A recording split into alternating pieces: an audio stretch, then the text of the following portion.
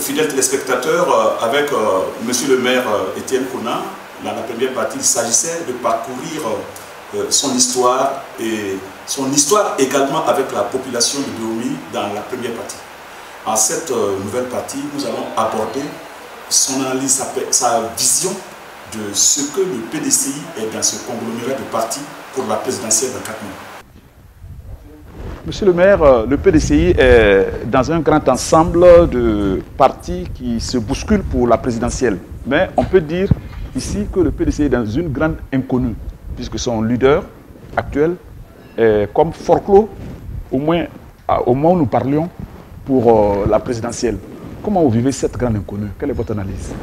Bon, moi, ce que je vais vous dire du PDCI, c'est que bon, il y a un fait nouveau au parti aujourd'hui, c'est que l'occasion n'est pas donnée aux militants de parler.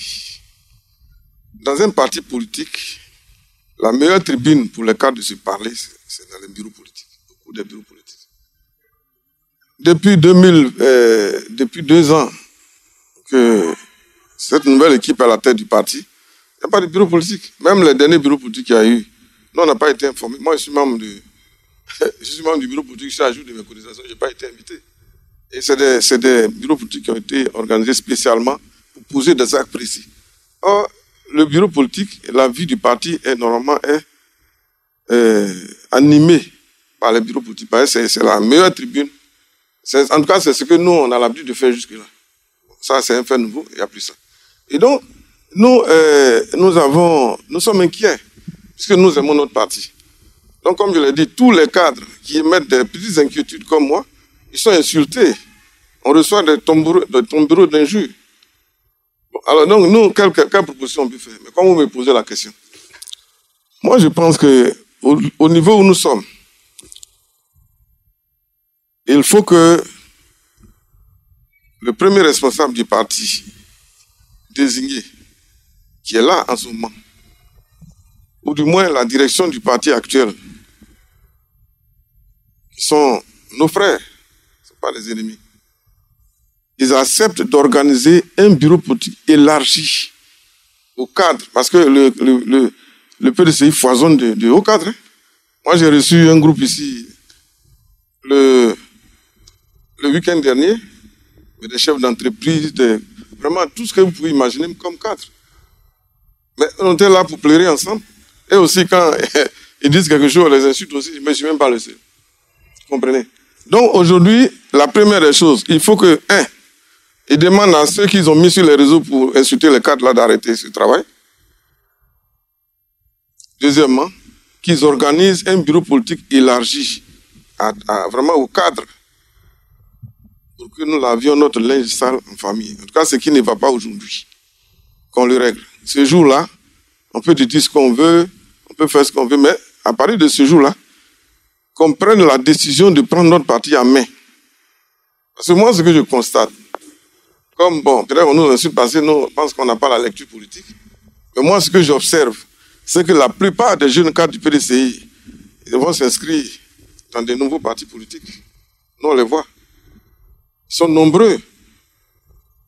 Dans un nouveau parti qui se crée, un jeune qui vient de créer un parti, mais la plupart de nos jeunes cadres sont là-bas. Mais vous dites quelque chose qui peut-être ne se vérifie pas avec le... Il y a eu 2 congrès, en un temps record. Mais c'était peut-être aussi l'occasion aussi de vous exprimer. Est-ce que vous aviez... Mais je vous ai dit tout à l'heure que nous n'avons pas convié. C'est des congrès qui sont organisés entre eux. Et puis les scores soviétiques, là, ça on connaît. C'est ceux qui sont là qui ont voté. S'ils sont 3 qu'ils ont mis 99% ou bien quoi, c'est ça qu'on prend en compte. Monsieur le maire, c'est ce PDCI-là qui noue aujourd'hui des alliances avec des regroupements. À la CAPSI, d'une part, et puis aujourd'hui avec le Front commun.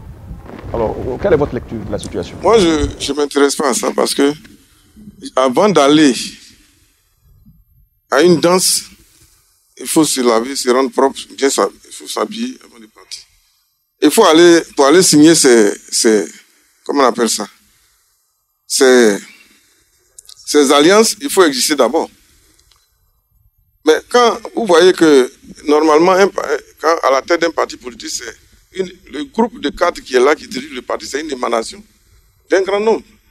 Mais si le grand nombre n'est pas associé. C'est ça mon inquiétude. Mais est-ce que le travail que ceux-là, ils font là, ça peut amener le PDCI vraiment à une victoire? Moi, je vous pose la question. Parce que pour gagner les élections, il faut avoir l'entièreté de ces militants autour de soi. Et puis, en politique, pour moi, lorsque vous êtes en politique, vous êtes responsable d'un parti politique. Ceux que vous avez l'impression qu'ils sont dissidents là, c'est eux que vous devez approcher pour convaincre, pour leur expliquer la nécessité d'aller sur telle voie. Mais si au départ vous dites, bon, nous on a pris notre décision, ceux qui ne nous suivent pas, il faut les chasser plus tôt. Mais je dis non, ça va casser le parti. Alors donc, quand moi je vois que ça ne va pas, moi je ne vais pas, je n'ai même pas fini de parler devant ma cour. Moi je vais pas aller me prononcer ce qui se passe ailleurs. Ce dont vous parlez, moi je vois en filigrane M. Billon. Alors qu'est-ce que vous pensez vraiment de M. Billon dans sa course à la présidentielle? Bon, voilà, même cette affaire, bon, M. Billon il a le droit d'être candidat comme il veut, mais moi je dis, même cette affaire, non, moi je dis que pour le moment là, ça veut dire que pour soutenir un candidat, c'est le parti qui décide. Moi je ne suis qu'un militant du PDCI. Pour soutenir un candidat au nom du PDCI, c'est tout le parti qui décide. Même si moi je n'ai pas d'affinité personnelle avec M. Billon, mais je ne suis pas contre lui. Si le parti le décide, on va le soutenir. Et si lui, il vous le demande, parce qu'il sait que vous êtes un homme qui est mobilisé sur la BOMI. S'il me demande, oui, je lui dirai ce que je pense, comment on va faire pour qu'on soit dans un grand ensemble. Moi, ce que je voulais évoquer à propos de M. Billon, vous faites bien de le dire, c'est que moi, je n'ai pas compris. C'est la même chose que nous vivons là. Vous êtes venu me voir parce que vous avez de l'estime pour moi, vous avez vu qu'on m'insulte sur les réseaux. C'est pour ça que vous avez voulu prendre mon avis. Mais c'est la même chose que ce monsieur vit, selon moi. Hein. Parce que moi, même depuis le temps du président Bédié, M. Billon manifestait le désir d'être candidat. Le président Bédié n'a jamais demandé qu'on le suspende, ou bien il n'a pas monté un groupe pour aller... Bon, enfin, je ne sais pas, je ne vais pas aller loin, mais je veux dire que moi, je n'ai pas vu, en tout cas, je ne sais pas si vous avez vu ça aussi, mais moi, je n'ai pas vu qu'il y a des gens qui allaient se mettre sur les réseaux pour insulter M. Billon parce qu'il a osé dire qu'il veut être candidat contre le président Bédié. Parfois même, il est allé loin, en tenant des propos un peu, qui frisaient même un peu l'irrespect. Et chaque fois, les deux, le président Bédié et lui, se sont mis et se sont retrouvés et ils ont réglé ça, comment on appelle ça, en famille. Parce que si le monsieur il veut être candidat, vous le laissez, il tourne dans le pays, il fait sa campagne. Bon, et le président du parti est là, les autres sont là. À la convention, chacun vient. Mais le PDCI ne va soutenir que celui qui a été désigné par c'est celui que le PDCI aura soutenu qui va aller aux élections présidentielles. À l'élection présidentielle, je veux dire. Donc, si en ce moment-là, si vous ne voulez pas de M. Billon, il vient, il dit, bon, il est candidat. Le parti a désigné Pierre ou Paul pour aller aux élections. M. Billon, bon, écoutez, vous avez voulu être candidat, vous avez fait campagne, vous avez dépensé, tout ça, c'est bien. Mais voilà que vous sortez de l'élection au niveau de la convention, ce n'est pas vous qui êtes retenu par le parti. Nous vous demandons de reverser vos supporters derrière celui qui est... Et puis, bon, on va aller. Normalement, c'est ce qui devait être fait. Maintenant, si on a fait ça que M. Billon allait dans un autre sens, on pourrait s'attaquer à lui. Mais là, on crée des histoires inutiles. Vous voyez, on crée des histoires inutiles. Et il y a eu, vous allez certainement me parler de ça, le problème de la jeune dame, Valérie. Mais il n'y avait pas quelqu'un qui a pu l'appeler pour dire, elle a fait une conférence de presse. Il n'y a pas quelqu'un qui a pu lui dire, ma fille, parce que les sages, comme on le dit, il y en a beaucoup au PDCI, viens me voir. Tu as fait une conférence de presse, tu es mécontent, tout ça, qu'est-ce qui se passe? Et bien, c'est bon, écoute, il faut te calmer, nous sommes devant une situation assez délicate, on n'est pas loin des élections, il faut laisser tomber ça, pardon. On aurait pu lui dire ça. Monsieur, mais en retour... Le président du parti a dit sur quelques médias que c'était lui sa vision. Non, mais ça... Non, bon, je suis désolé, moi j'ai beaucoup de respect pour M. Tia, mais ça c'est le médecin après la mort. Au moment où les gens attaquaient Valérie, jusqu'à la pousser à aller porter plainte, le président était encore devant ici. Quelle pression il a pu faire sur eux pour qu'aujourd'hui ils disent là-bas que bon, les gens ils font n'importe quoi et qu'ils parlent et n'écoutent pas. Mais ici, là même, là, il est le président, vous appelez les gens, vous dites bon, écoutez, La dame, là, toi, il faut la voir. Occupez-vous d'elle. Ou bien si vous lui parlez qu'elle ne peut pas comprendre, vous lui dites de venir me voir. Oui, ma soeur, ou bien ma fille, il y a quel problème? Pardon, il faut laisser toutes ces choses-là, c'est vrai, tu as raison, mais il faut laisser, on va avancer. Mais la dame, elle a allé porter plainte parce qu'il y a des gens qui ont fait des conférences de presse pour l'insulter publiquement. Bon, quand vous voyez des choses comme ça, moi je pense que c'est des maladresses. Et puis le PDCI, ce n'est pas une entreprise privée qui appartient à un individu. C'est une association de libre adhésion. Et on se dépense. Moi qui vous parle, en 2011, on a dépensé énormément, 2010 plutôt, on a dépensé énormément pendant l'élection présidentielle. Je ne vais pas donner le montant ici. Hein, les cadres qui m'accompagnent. On s'est plumé. Mais quand on fait tout ça et que, bon, en fin de compte, on n'est pas écouté ou bien on a l'impression qu'on ne représente rien, bon, vraiment c'est choquant. Moi, franchement, c'est vraiment choquant. Et donc, moi, je ne peux pas enjamber ces genres de problèmes pour aller donner un avis sur un problème national actuellement. Mais vous êtes vraiment courageux parce que, avoir votre opinion, on pourrait vous mettre, vous, M. Billon, et puis ceux qui sont comme Mme Valérie Yapo, comme étant démarchés par le régime en place. Est-ce que vous ne craignez pas d'être taxé de la sorte que ça me fait rire. Mais en 2013, là, ce sont les gens du régime en place qui m'ont refusé mon élection en 2013. Et je vous ai dit que, je ne sais pas si je vous l'ai dit, en 2015, je ne sais pas si je l'ai dit tout à l'heure, en 2015, pendant l'élection présidentielle de son Excellence M. Alassane Ouattara, mon parti m'a désigné comme directeur de campagne dans la commune de Bioumi. Et pendant cette élection, le cadre de Bioumi, enfin, il était de Bodokro, qui était en charge de cette élection à Bioumi, m'a remis 400 000 francs pour faire la campagne du président. 400 000 francs. 400 000 francs. Je vous ai dit tout à l'heure qu'on est à 85 000 au moins. Il faut multiplier par d'autres de population. Est-ce que vous pensez que 400 000 francs pour faire des élections? Les cadres et moi, on a dû faire cette campagne-là sur fonds propres. Vous comprenez? Donc vous pensez que moi, quand j'ai fait ça et qu'après, j'ai travaillé jusqu'à aller à la retraite d'ailleurs même. Bon, je ne vais pas rentrer dans certains détails. Et moi, je n'ai jamais été, comment on appelle, ménagé par le parti qui est là. Hein. Voilà, je ne vais pas rentrer dans les détails, mais j'ai jamais. Donc, oui, mais moi, je n'ai eu aucune récompense de ce parti-là. Aucune. Au contraire, bon, j'ai perdu les élections en 2018 de façon. Bon, c'est même pas c'est même pas une élection, c'était un semblant d'élection. Et c'est vrai que les cadres du RDN n'étaient pas les seuls à me faire le coup. Les premiers, les initiateurs même venaient du PDCI. Voilà. Donc, moi, je ne suis pas militant du RDN, je ne suis pas contre eux, mais je n'ai aucun lien, je n'ai de relations avec personne au RDN. C'est vrai, j'ai des amis avec lesquels on a fait soit l'INA, on a travaillé ici et là, mais pour dire qu'à la direction du parti du RDN, moi, je connais quelqu'un. Ça, j'aimerais bien, mais je n'en connais personne. Monsieur le maire, le président de la République, face à ses militants, ses cadres, en congrès la semaine dernière, le week-end dernier, a dit pour sa candidature qu'il réfléchirait et qu'il donnerait une réponse dans les prochains jours.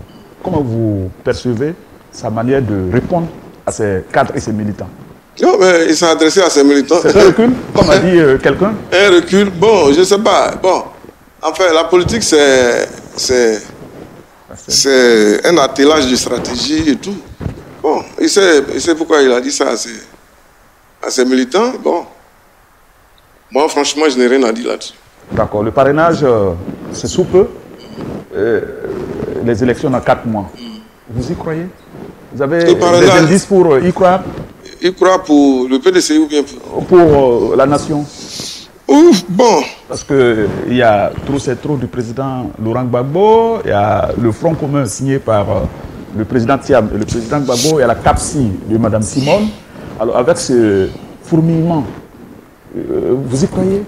Ou il faut instaurer un dialogue politique? Moi, concernant ces choses-là, moi je pense que pour moi, le moment n'est pas indiqué pour moi de donner des avis parce que en 2022, j'ai accordé une longue interview dans un journal où j'ai appelé nos frères qui sont au pouvoir là, à la cohésion, à la paix. Je leur ai dit de desserrer un peu parce qu'ils en ont la possibilité. Bon, ça, j'ai parlé de ça en 2022, bon, il n'y a pas eu de suite. Aujourd'hui, bon, nous tous, nous regardons ce qui se passe. Voilà, parce que c'est eux qui ont leur pouvoir, ils savent ce qu'il y a dedans, ils connaissent les tenants et les aboutissants, pourquoi ils ne prennent pas telle décision, pourquoi ils prennent telle autre décision, c'est eux qui le savent. Et donc, aujourd'hui, tout Ivoirien est assis et il regarde pour voir jusqu'où on va aller, c'est tout. Les rois et chefs traditionnels doivent s'asseoir aussi regarder. Non, je suis désolé, les rois et chefs traditionnels, moi, je suis dans leur affaire, vraiment, ça ne m'intéresse pas du tout. Moi, je suis... Pourquoi? Bon, attends, actuellement, les mouvements qu'ils font là, ça répond à quoi? Le président, là, il est au pouvoir, ça fait combien d'années? Ça fait bientôt 15 ans. S'ils avaient des démarches de paix à mener auprès des populations, c'est depuis longtemps. Ils sont dans les bonnes conditions, la population souffre, et au dernier moment, ils veulent dire des choses. Bon, s'ils trouvent des interlocuteurs favorables, c'est bon. Mais sinon, ce n'est pas aujourd'hui qu'ils devaient parler au président. D'accord. Vous n'êtes pas gagné par le pessimisme, mais qui pourrait jouer ces bons offices? Mais il n'y a personne qui va jouer les bons offices. Faut-il espérer ou bien faut-il désespérer pour la Côte d'Ivoire? Moi, je n'y pense même pas. Je ne vois pas où se trouve l'espoir. Parce qu'à l'extérieur, qui va venir le faire? Vous voyez, l'extérieur que moi je vois, si c'est l'extérieur habituel là, et ils préfèrent que vous soyez divisés, vous allez vous entretuer pour qu'ils puissent venir rentrer pour profiter de vos ressources. Donc, c'est sûr qu'ils... Bon, normalement, nos problèmes, on doit les régler localement. Mais je pense que si le président a mis sur pied la Chambre des rois et chefs traditionnels, je pense que leur rôle, normalement, il devait avoir un rôle de modérateur pour tempérer l'atmosphère politique en Côte d'Ivoire. Mais on n'a jamais rien vu, il y a les tensions à tout moment. Au dernier moment, là, c'est quelle mission des bons officiers pour mener? Moi, je ne crois pas à tout ça. D'accord. Monsieur le maire, vous allez regarder la caméra, c'est votre mot de fin. Merci. Pour donner votre message, et non seulement à Béomi, mais à l'ensemble des Ivoiriens qui vous écoutent. Merci, monsieur le journaliste. Bon, à mes parents de Béomi, je veux leur dire que notre histoire n'est pas terminée. Surtout les populations, même les cadres. L'histoire n'est pas terminée, nous sommes des parents. Tant qu'on vit, comme on le dit chez nous au village, tant qu'on marche, on balance toujours les bras. Il y a du travail à faire et on va continuer de travailler. On doit plutôt améliorer nos rapports. Que nous, maintenant, nous, on a pris de l'âge. Tout ce que nous faisons maintenant, c'est pour les jeunes, les générations qui suivent. Donc nous, on doit être des vieux sages pour mener à bien les carrières, les ambitions des jeunes et tout ça. Et moi, je vais m'y employer, donner le peu que j'ai comme ressources et expérience pour essayer de construire un rassemblement à Béomi. Un rassemblement de toutes les populations, sans distinction aucune. Pour que nous, à Béomi, on soit regardés avec bienveillance par tous les chefs d'État qui viendront désormais gouverner le pays. Maintenant, au plan national, moi, je souhaite la santé et la paix à tout le monde. Nous sommes à la fin de cette grande interview vérité qu'attendait monsieur le maire Étienne Konan. Il en avait besoin, il a saisi cette perche pour revisiter son parcours, sa gouvernance à la mairie, mais en tout cas sa proximité avec les cadres, la notabilité de Béomi, mais aussi il s'est servi de cette antenne pour avoir une analyse de la situation sociopolitique qui nous conduit jusqu'à la présidentielle. Merci et à très bientôt chez vous.